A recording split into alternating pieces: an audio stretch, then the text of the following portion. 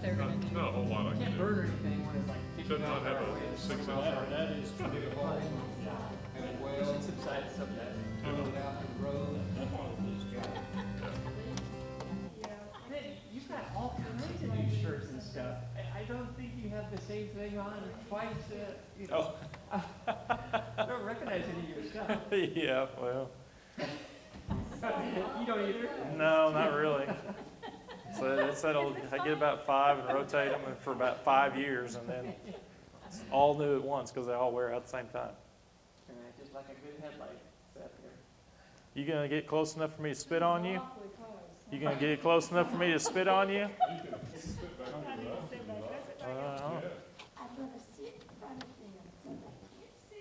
So they can't. Oh, so they can't see. Yeah. Yeah. For some reason, I don't think any of them boys are worried about that.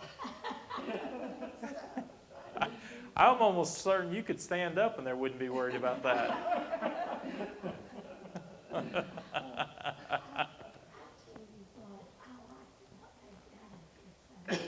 Well, how come? You were sick? Man, my sermons have had bad effects, but I don't know that it's ever made anybody sick before.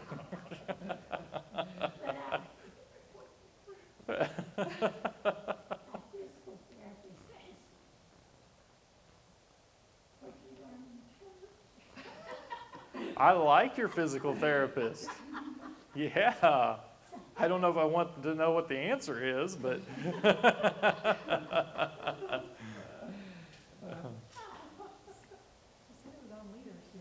yeah. Didn't have to follow you.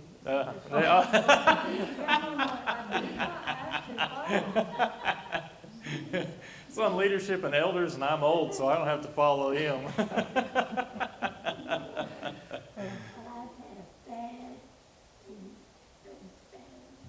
Well, good. Just not feeling good, or what?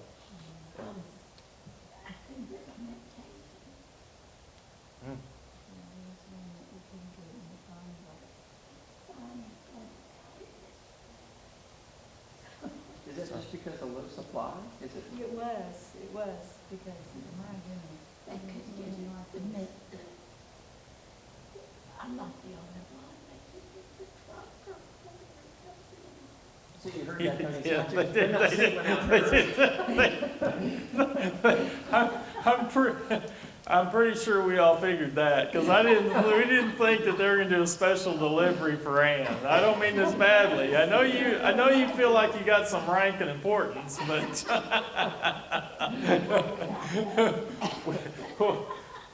we got to get this metformin for Ann.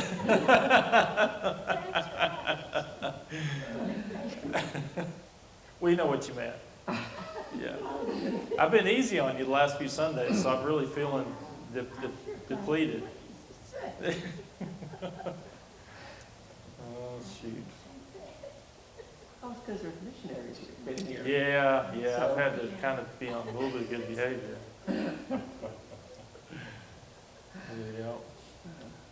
My uncle is scheduled to have heart surgery Friday, I believe, so bypass surgery. They moved it from tomorrow to Friday, so we just need to keep him in prayer. Yep. My sister Judy back in the hospital. Okay. This is the third time. Okay. So they had someone said it's hard to make conscious eating because she was dehydrated, no nutrition, and anyway, oh, Yeah. Okay. And sister.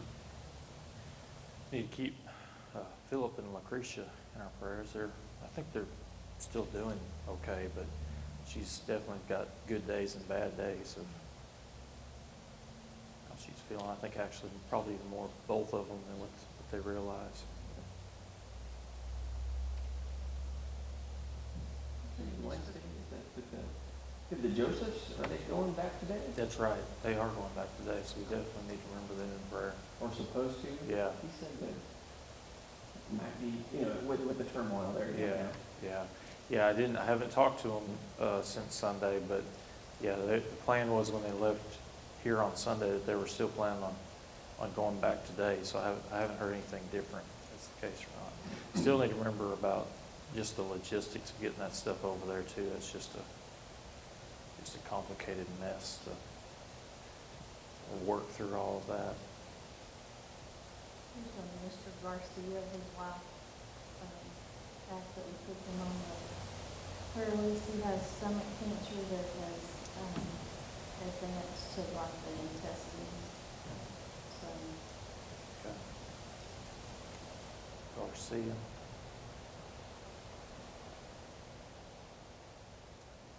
Got a guy that ref with.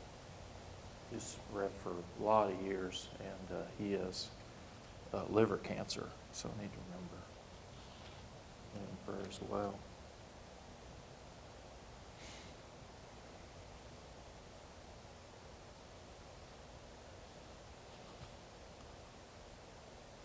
All right, Norm, would you lead some prayer? Sure. Father in heaven, thank you that we can be here tonight. Thank you for the good health that we can enjoy. Thank you for all your promises and your goodness and your love and mercy toward us. Thank you that we can be here and offer these prayers to you for the people that are sick and wanting and traveling. Please be with Mr. Garcia and his family and the issues they have, and Ann's sister and the ref and Tony's uncle. Please keep all these people lifted up and encouraged, and help their bodies to be strong at this point, and just look to you for love and care, and please be with their families as well. Please be with the Josephs as they're traveling. Give them discernment and wisdom as they're making their plans with the people in the village and the community and the schooling. Please give us wisdom with the logistics on shipping, and help us to be able to ship those machines to get to the right place and get to those ladies, that they be a benefit toward the kingdom. Thank you for your words here. Please give Tony the words to go through your word tonight.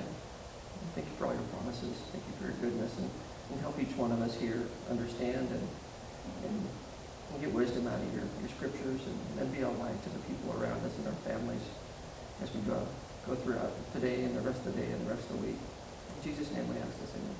Yeah. All right, 1 Samuel 26.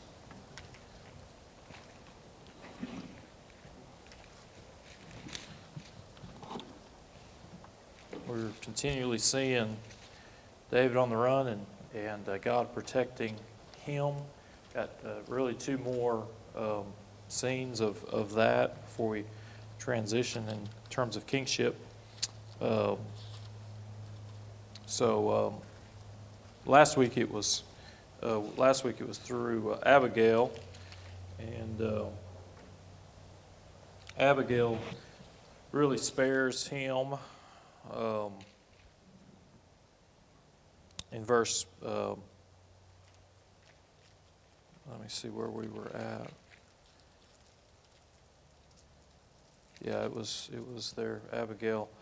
And then David sees God at work with not just protecting him from taking Nabal's life, but also recognizing that 10 days later, Nabal, his life is taken.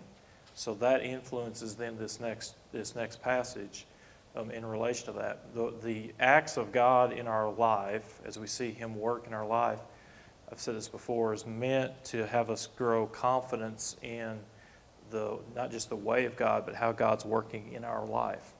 So we'll see that in this case with David, this chapter, but then we're also going to see from that what we have to be careful of in terms of God's provision.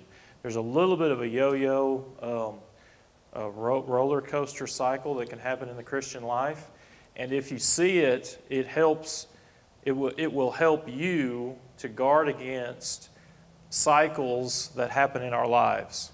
Okay, so when David moves forward quickly, emotionally, he's always in incredible danger when he's doing that. God provides for him. He recognizes God's provision, and he grows from that in this case here. So in chapter 26, the Ziphites came to Saul at Gibeah, saying, "Is not David hiding in the hill of Achilah, which is before Jesmon?" And Saul arose and went down to the wilderness of Ziph, having with him 3,000 chosen men of Israel to search for David in the wilderness. Saul camped in the hill of Achilah, which is before Jesmon, beside the road, and David was staying in the wilderness. When he saw that Saul came after him into the wilderness, David sent out spies. He knew that Saul was definitely coming. David then arose, came to the place where Saul had camped. David saw the place where Saul lay, and Abner, the son of Ner, the commander of his army, and Saul was laying in the circle of the camp, and the men were camped around him. So he hears about Saul coming, sends out spies. Yes, it's happening, and it does happen. They do come after him, and now they're camped out at night, and obviously in close proximity to where he's at. But which is normal. It's almost like the wilderness wanderings. Saul is in the center of the camp. His, for lack of a better term, Navy SEALs are around him, and then the rest of the army is around them. So Saul is in the most, if you will, fortified place that you could possibly be, in the middle of 3,000 men, right? And so David said to Ahimelech, verse 6, the Hittite, and Abishai, the son of Zeruiah, Joab's brother, saying, "Who will go down with me to Saul in the camp?" Abishai said, "I will go down with you." So David and Abishai came to the people by night, and behold, Saul lay sleeping inside the circle of the camp with his spear stuck in the ground at his head, and Abner and the people were lying around him. Then Abishai said to David, "Today God has delivered your enemy into your hand. Now therefore, please let me strike him with the spear to the ground with one stroke. I will not strike him the second time." So I would get a kick out of that. Abishai's confidence is, I won't miss. No worries, I won't miss. Cut his head off, and he won't even be able to make a sound, right? It's interesting. Part of what interests me is that with David and his men, you see a growth while they're in the wilderness and they're wandering. You see a growth in their combat skills, right? So, one of the things that you see with the military in terms of whether it be the Rangers or the Navy SEALs or whatever is they can go in stealth unnoticed and do heavy damages most of the time unnoticed and be out before anybody even knows that they're there. So you have some of that that's going on, it feels like here. But then you have to kind of be careful in terms of how you interpret that too, which we'll see in a minute. But again, we see David's men saying they are interpreting the current circumstances based upon what they believe God is doing on behalf of David.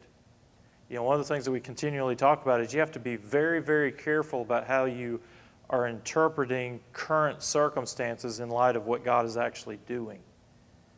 So again, he's got a voice in his head that says, look, God's presented him before you. He's given your enemy into your hand. Okay? Now notice how David responds, because David's going to respond a little bit differently here than what he did before. Remember before when he cut off the piece of Saul's garment, his conscience convicted him, and he came back and said, shouldn't have even done that in relation to that. Again, part of the reason for that was that it was symbolic of taking the kingdom. So you've got this event back here where he tears off cuts off part of the clothing, symbolic of taking the kingdom. He comes back and his conscience convicts him that it's not his to take. He confronts Saul. Saul leaves. Then in the next one, he's got this emotional outrage burst towards Nabal. Abigail spares his life and holds him back. And now he's going back into a very similar situation with Saul. So how does he respond in this particular situation? Verse 9, but David said to Abishai, do not destroy him, for who can stretch out his hand against the Lord's anointed and be without guilt? Now that's a lot like what Abigail was saying to him before in relation to taking blood that wasn't his to take.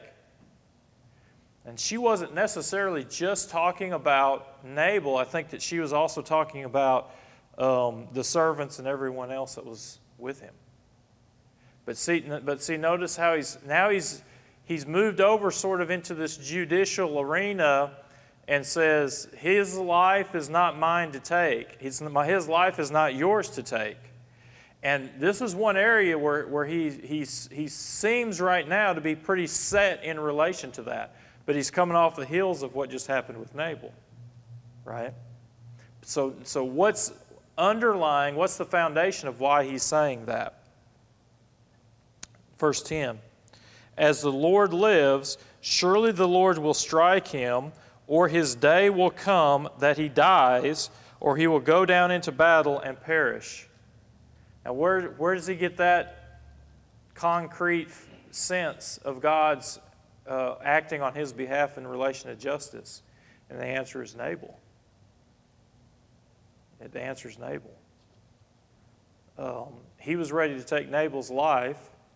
Abigail saved him from taking that blood that he shouldn't have taken. And when he did, God came in and struck down Nabal. Right? So he's got a deep sense that God can fight his battles.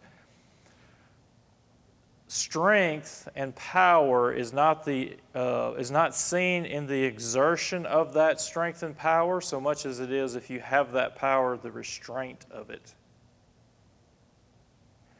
You show me a young man who has to walk a certain way so that everybody looks at him and sees that he's the guy. You know what that tells me? He's not the guy. He is portraying to try and be the guy, but most of the time those are the most, they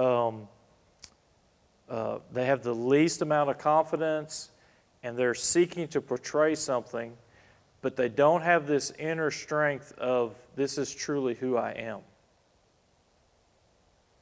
So David has a strong sense right here, and David is very, very powerful because you see the restraint.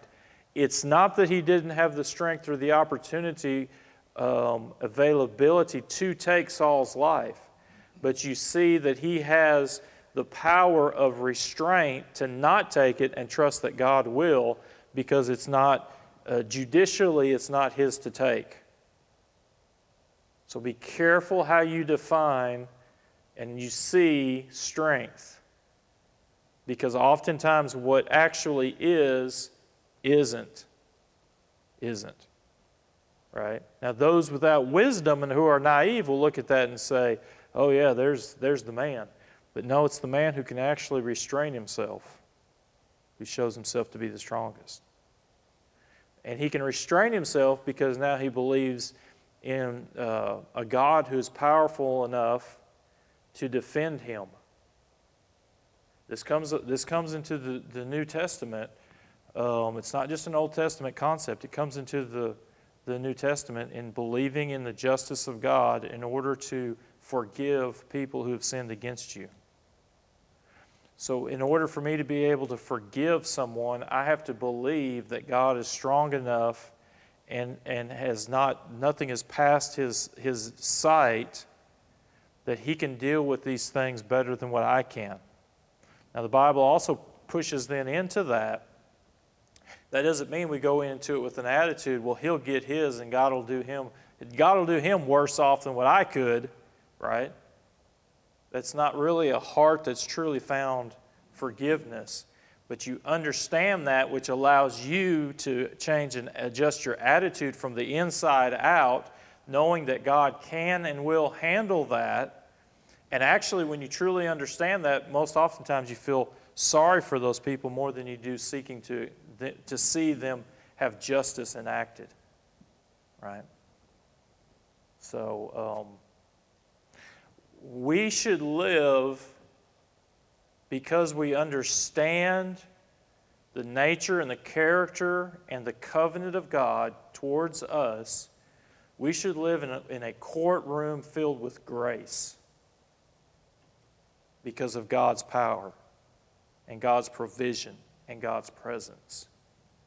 So when you walk into the courtroom, our extension is an extension of grace and oftentimes mercy towards others because we're solidified in a God who handles and can care for these things.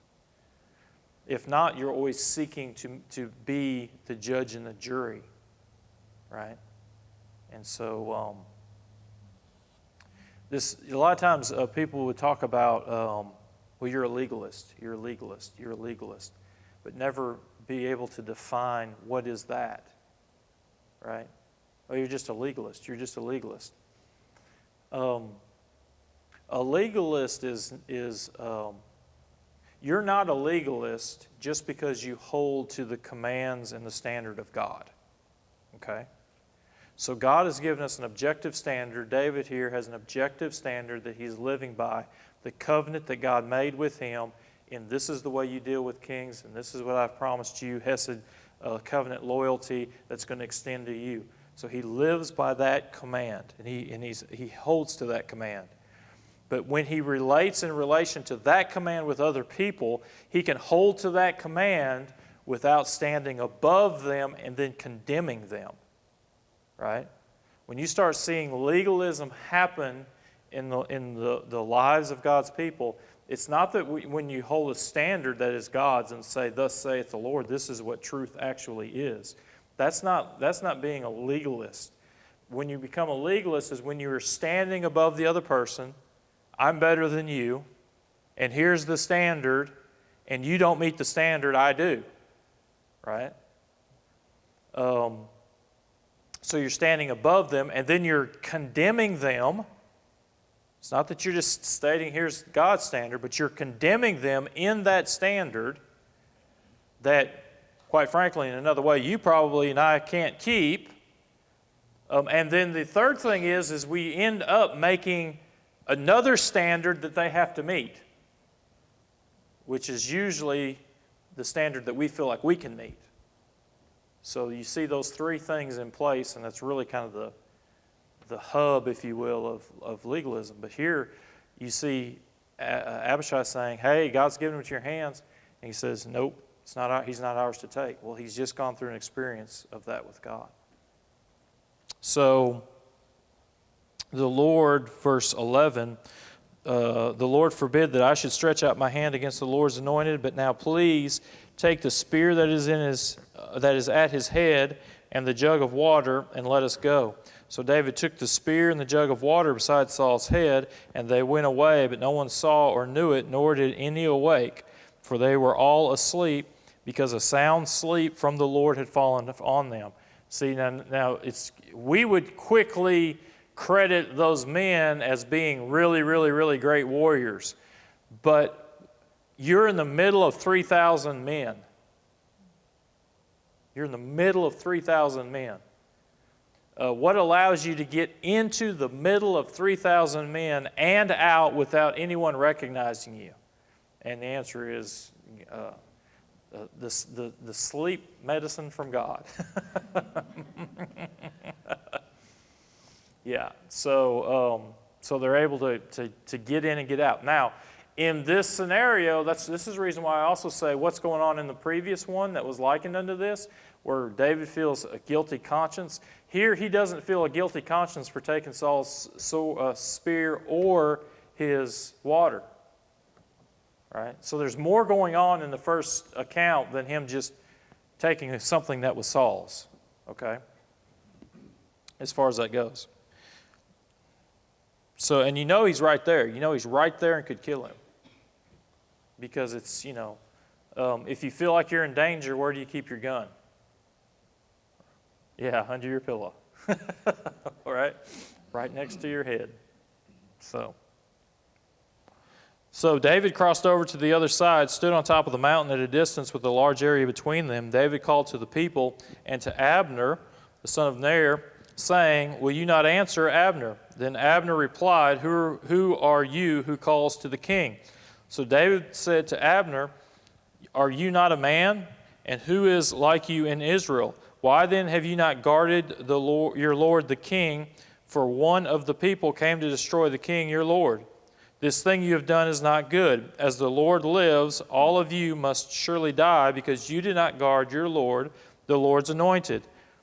And now see where the king's spear is and the jug of water that was at his head." Saul recognized David's voice and said, "Is this your voice, my son David?" And David said, "It is my voice, my lord the king." He also said, "Why then is my lord pursuing his servant? What have I done? What evil is in my hand?" He continually goes back to his innocence. How can you come against me and say that I've done some sort of evil against you? Now, it's interesting in this account because David calls out, most of the time in this account we don't think about it. We think about David just calling out to Saul, but David calls out to Abner, Saul's main man who should be protecting him. Yeah. So the person who should be protecting Saul isn't, or didn't do it well, and David calls him out on it. And then in the process, Saul calls out to David, and then they begin this interaction. So, now therefore, please let my Lord listen to the king, listen to the words of his servant. If the Lord has stirred you up against me, let him accept an offering. But if it is men, cursed are they before the Lord, for they have driven me out today, so that I would have no attachment with the inheritance of the Lord, saying, "Go serve other gods." Now then, do not let my blood fall to the ground away from the presence of the Lord, for the king of Israel has come out to search for a single flea, just as one hunts a partridge in, not a pear tree, but the mountains. Okay? You may want to mark that up in your Bible, because most of the time that's missed. What is David actually saying there, right? And he's calling out to Saul, and he is saying, if there's something that I've done between me and the Lord and you, let me make sacrifice to God in repentance to you. But if this is a human thing that's going on in terms of them raising you up to continually pursue me, then let them be cursed. Okay? Now his complaint, though, is, notice what his complaint is. He says, verse 19, the second half of that, "For they have driven me out today so that I would have no attachment with the inheritance of the Lord." They're continually trying to push me out of the land of Israel. Remember, the covenant of God with the people of God was land, seed, blessing. And they're continually pushing me out of the promised land. So now I have no inheritance in relation to the covenant that God has made with His people, because they're trying to continually push me out. And then the second part of that is, I'm then not able to worship God through sacrifice to God because I'm not in the land of God. So you see what his problem is? How can I live in covenant relationship with God if men are causing you and raising you up to push me out of the land, so that I then have no inheritance in the land? I'm considered cursed. And I'm not able to worship you through sacrifice because I'm in the land of all of these other gods. So he's saying, cursed be them. If that's the case, cursed be them. And so that's one of his main problems that's going on here. It's almost as if He's had a feel and said, leave me alone to live in the land that God has given me, my portion of inheritance, to be able to worship God. It doesn't feel like it's too much to ask, is it? So now notice Saul's response. Saul said, I have sinned. Return my son David, for I will not harm you again, because my life was precious in your sight this day. What does he mean, return? Based upon David's request.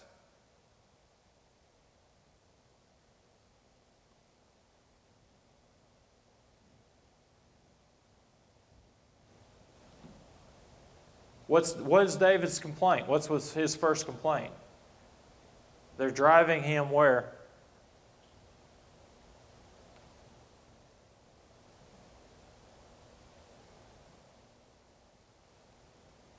Where are they trying to drive him? Just out of Israel? Out of the promised land. Yep. How do you like to study with that going on all the time? That wind blowing and things creaking and all that kind of stuff. Yeah, they're trying to push him out of the promised land. So Saul says what? When he says return, where's he telling him to go back to, come back to? It's a squirrel. You know, it's not, most of the time it looks like a squirrel, acts like a squirrel, chews nuts like a squirrel. But you're in Sunday school class and they say it's Jesus. No, it's just a squirrel. Where are they wanting him to return? Israel. Now this is important for what happens next. So Saul says, return. I've sinned, return. I will not harm you because my life was precious in your sight, because I played the fool and have committed a serious error. David replied, behold, the spear of the king. Now let one of the young men come over and take it. The Lord will repay each man for his righteousness and his faithfulness, for the Lord delivered you into my hand today, but I refuse to stretch out my hand against the Lord's anointed. Now behold, as your life was highly valued in my sight, this day, may my life be highly valued in the sight of the Lord. May he deliver me from all distress. Then Saul said to David, blessed are you, my son David. You will both accomplish much and surely prevail. So David went on his way, and Saul returned to his place. Okay? All is good. Now look at the next verse. Chapter 27. David said to himself, now I will perish one day by the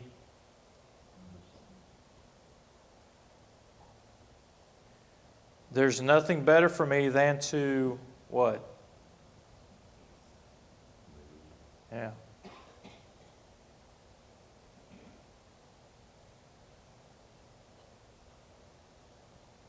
Saul then will despair for searching for me anymore in all of the territory of Israel, and I will escape his hand.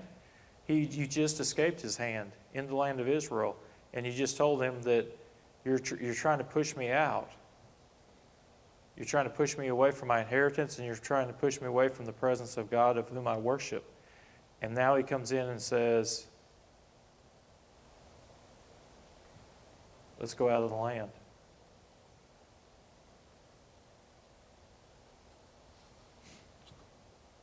One of the cycles that you see in the Christian life, and we know it because if you've lived long enough as a Christian, you know it, but it goes unrecognized. So you have to be careful, because what can happen is you can look up and you're 40, 50, 60, 70 years old, and you never saw it. You didn't see the cycle. But one of the cycles that you see in the Christian life is that through great physical and spiritual victories, that they are followed by incredibly deep spiritual depression. It's like there's an enormous amount of spiritual warfare that goes on, and God grants victory, and you are on top of the mountain. but while you're on top of the mountain, your soul goes into a great depression. God just spared David's life of Saul again, and David expressed his greatest concern of staying in the land and being able to worship God, and Saul grants him that, and David, following that, is in the midst of spiritual despair and voluntarily flees the land that Saul gave him a rite of passage to. Now, somebody can raise their hand and say, well, but Saul's continually chasing him. Yeah, Saul is continually chasing him, and God continually does what for David? Yeah, continually saves him. He continually spares his life. But David goes into this now deep, dark place and voluntarily goes there. Do you know another case where this happened? It's a pretty well-known story, where there's great spiritual and physical victory, followed by incredible, woe is me, I'm fixing to die. Do you remember?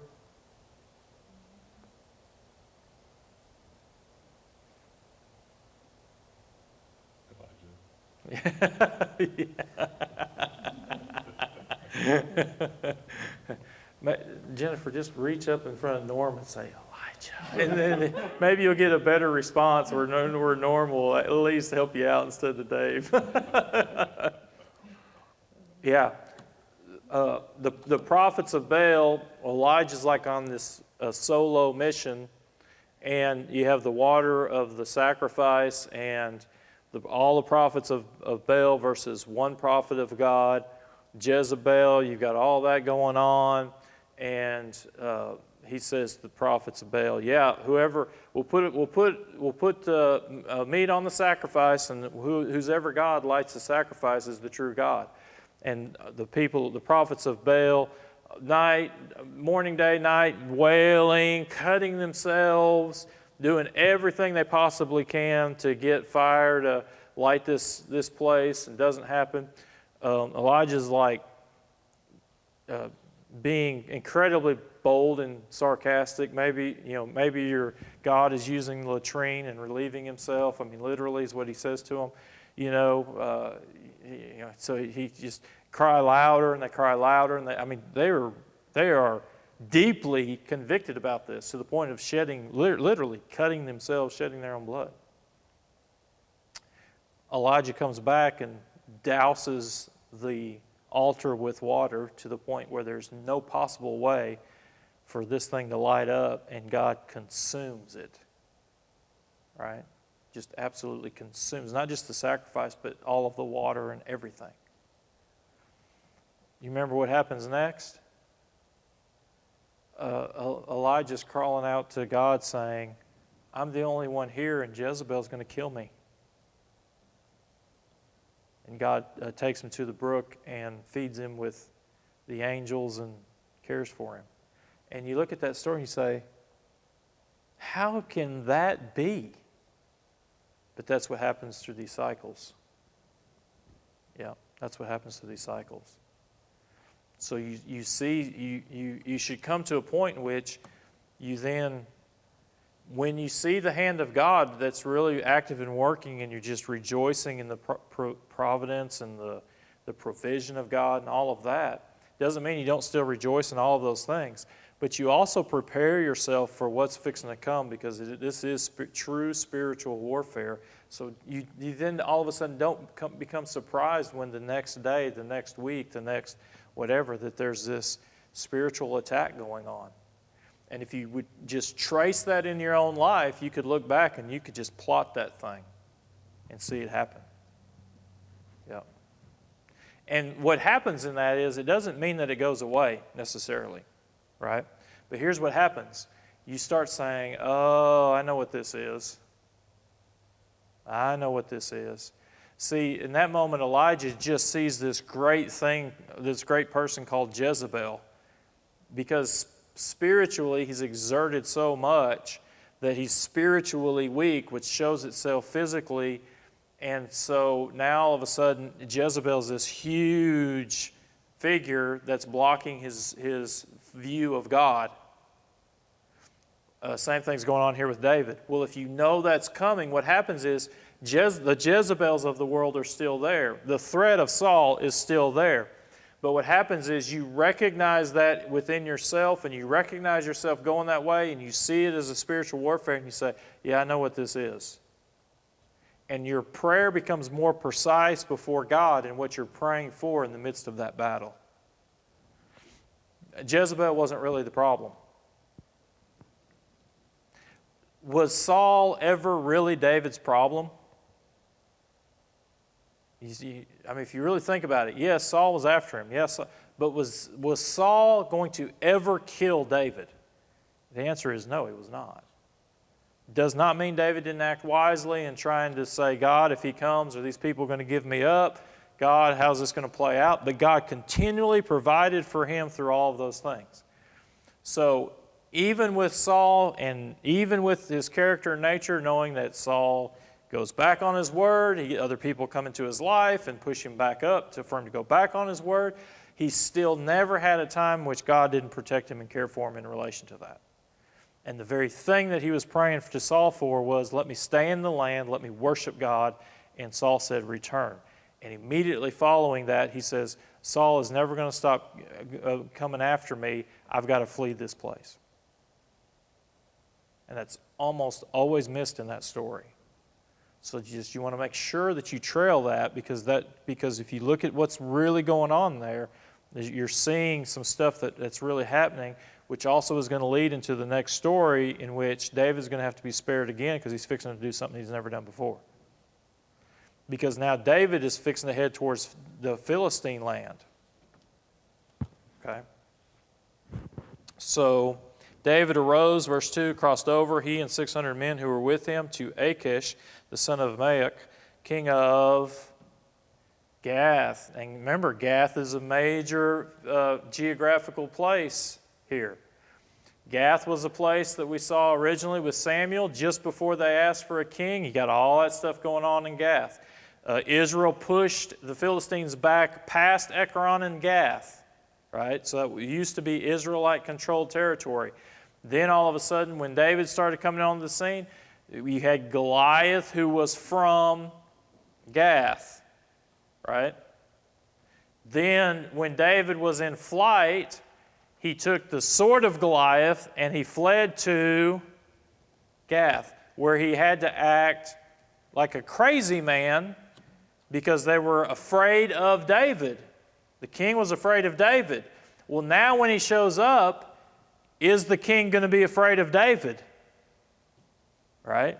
So when you trail that place and you trail what all happened, you're going to see that not just with David something happened, but also regionally and to that whole central area, there's a different view of what's happening in between David and Saul, and David being a mighty warrior of Israel versus, is that the same David in the here, right here and now?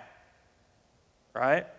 Now, when David first came, this is what's crazy about it. When David first came into Gath, he was incredibly weak. His army wasn't trained. There were a bunch of rebel bandits who weren't really fighting men, continually on the run, and the king was afraid of them.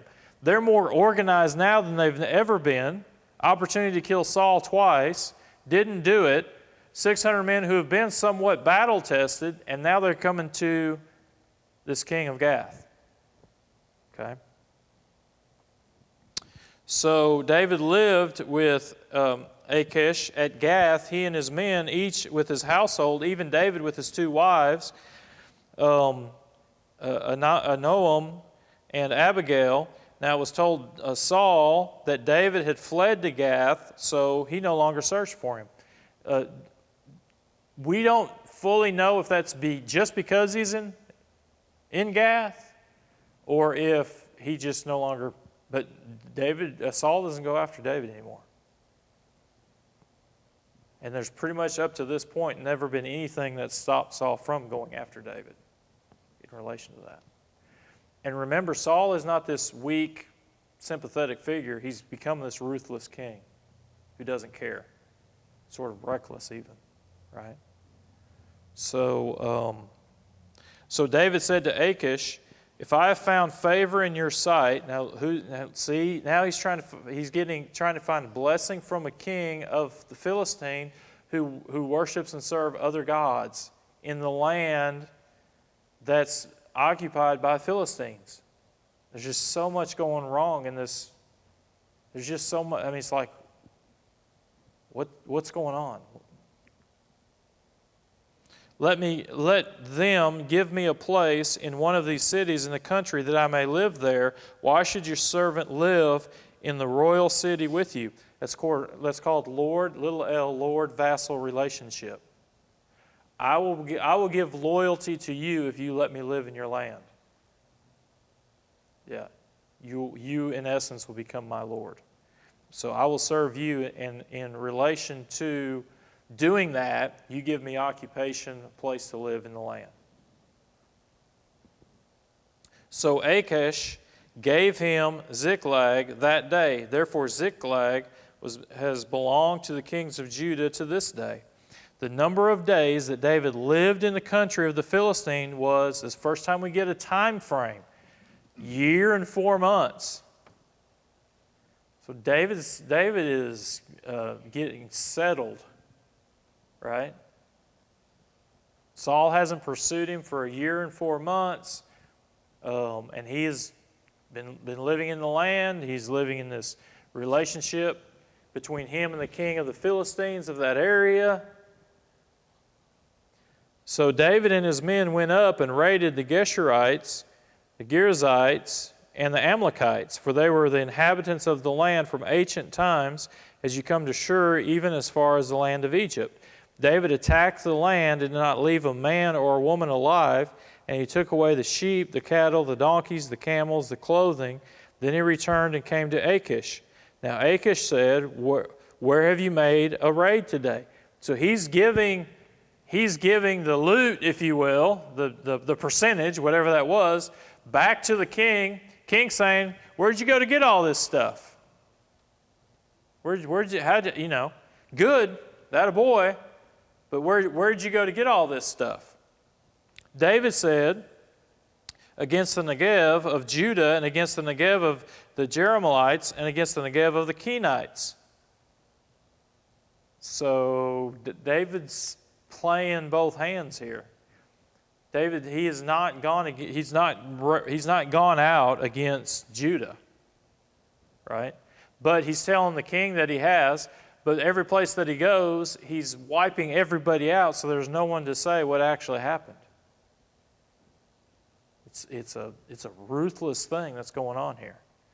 Now you got 1 year and 4 months, so his men are becoming trained, and you're developing just all sorts of battle things are going on here.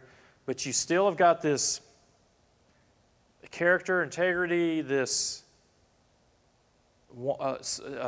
sojourner, wanderer, who's almost acting as if he was king, but he's not a king, and he's under a vassal lord relationship with Philistines.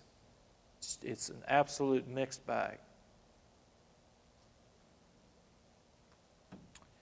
Verse 11, David did not leave a man or a woman alive to bring to Gath, saying, "Otherwise they will tell about us, saying, so has David done, and so has been his practice all the time that he has lived in the country of the Philistines." So Achish believed David, saying, "He has surely made himself odious among his people Israel, therefore he will become my servant forever." So Achish, and this is setting us up for next week's lesson, Achish is sensing loyalty from David. He's useful to have. He's useful to give him this city, and his men are useful to my people because of all that they're providing and all that they're doing. And oh, by the way, their stink is rising up against his own people because he has got true loyalty to us now. Achish is saying David's come full circle and truly turned and is with us. Right?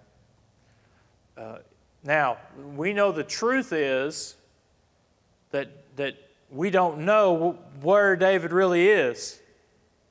Because David is early on was wanting one thing, to be in Israel, to worship God, Yahweh, but then he voluntarily moved to the Philistines because of this external pressure that wasn't necessarily there, at least in that moment. And while doing that, he serves the Philistine king, but he's doing so deceitfully, and he's wiping everybody out as he goes to war and not bringing any of the people back, because any of the people come back, they're going to out him in terms of saying he hasn't gone out against Israel, but he tells the king that he has been going out against Israel, so the king of the Philistines believes that he's with them. And so he's developed this relationship over almost a year and a half. So, yeah, it's understandably weird. Yeah, it's understandably weird. I don't know that it's complicated, but it's true life in the midst of life. Right? It's easy to look at all these characters and kind of point out flaws and all that they've got going on, but you also can relate. You can relate to David in that Saul is constantly after me. Why shouldn't I still be on the run just because he said, stay in the land? He's just going to come back after me. So if you think through in that moment, you can see where David's coming from and saying, better for me to go to the Philistines. But everything that he really wanted in that moment was to stay in the land so he could worship God and sacrifice to God, be in the presence of his God. So now he goes to a place that's the very place where he had to act mad before. It's the place of his greatest victory with Goliath. And now he's living this truly hypocritical life in which he's play acting one thing while he's doing another. Where does hypocrisy get you? And we'll find that out next week. Yeah, because it doesn't lend you to it doesn't leave you at a good place. It doesn't leave you at a good place. So it's understandable, but it's not per se a good thing at all as far as what's going on. Any thoughts, questions? I certainly didn't say anything about asking the Lord, should we?